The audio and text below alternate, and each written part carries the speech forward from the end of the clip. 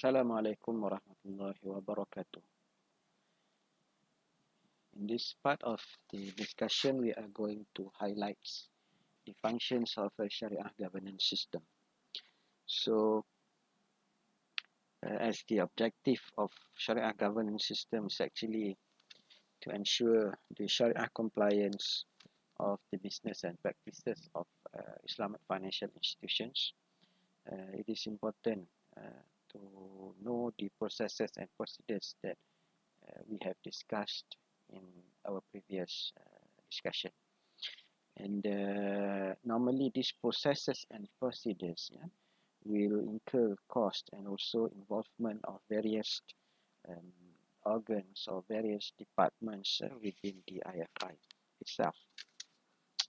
And the Sharia governance system is meant to address a specific type of risk which is exclusive to the Islamic financial institutions, and which is the Sharia non-compliance risk. Sharia non-compliance risk is a risk which is failure to comply with the Sharia rules and principles which has been decided or determined by the Sharia board or any relevant body within the jurisdiction of the IFI. I mean the jurisdiction where the IFI operates its business and operations. And in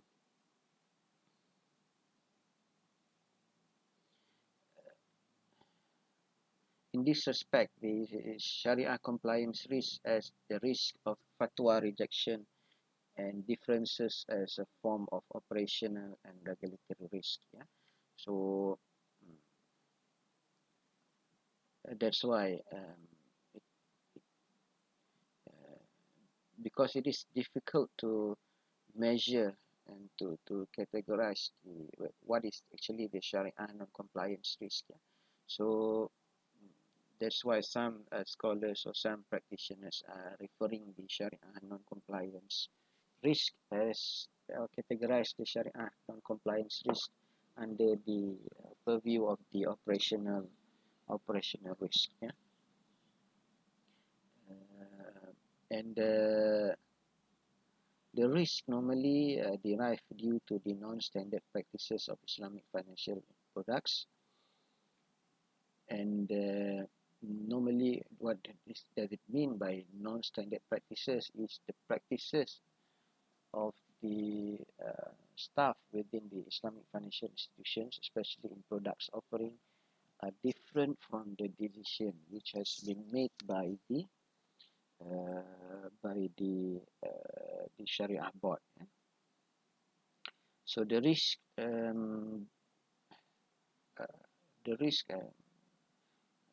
become appear due to the non-compliance with the Sharia rules and regulations. And the significance of Sharia non-compliance risk can be illustrated in several cases which have occurred or happened in the global level and also in the Malaysian level as well. As we can see some of the examples which has been stated here. For example, in the year 2007, if I'm not mistaken, somewhere around that period, 2007 or 2008. So the chairman of the IOP Sharia standard have made a statement which mentioned that the majority of the sukuk which was issued in throughout the world are actually a non-Sharia compliance. So this statement has led to a declining numbers amount of sukuk issuance as a response to the statement made by the chairman of the IOP Sharia standards. So this event shows the concern by the investor of sukuk that whenever a sukuk has been issued is not Sharia compliant, so they are afraid that the profits which derived from the sukuk is actually a non-Sharia compliance profits. Yeah. So if this happens, means that the profit cannot be recognized, cannot be taken by the investors, and should be channeled to the charity. So that's why it led to the declining amount of sukuk issuance, yeah, after the statement made by the chairman of the IOP Sharia Standard. Another example that we can see is the declaration on the impermissibility of tawarruk by the Organization of Islamic Conference Fiqh Academy. So this Fiqh Academy have declared that the tawarruk which has been practiced by the Islamic financial institutions is not non-Sharia compliance. And also um, another event which related to the significance of Sharia non-compliance risk is the judgment made by the Malaysian High Courts, which decided that the Baik Bisaman Ajil house financing is the contract is null and void. Yeah. So when the decision is made like that, so it means that any profits which is derived from the transaction which utilize the Baik Bisaman Ajil contracts, yeah, especially in the case of house financing by the Islamic financial institution, is not Sharia compliance. Therefore, any profits derived from that transaction is non-Sharia compliance, and the Islamic bank should channel that profits to the charitable organization and could not be taken into account as the profits to the bank.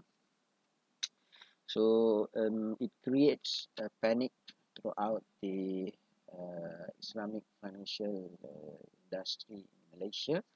But however, there are some the following. I mean, there are some development happen in the Islamic financial institution after this case, and later on, the regulatory framework for Islamic financial institutions has been improved, whereby in the case where any case related to the Islamic financial transactions should be referred to the SAC of the Central Bank of Malaysia. So the court have to refer to their decision to the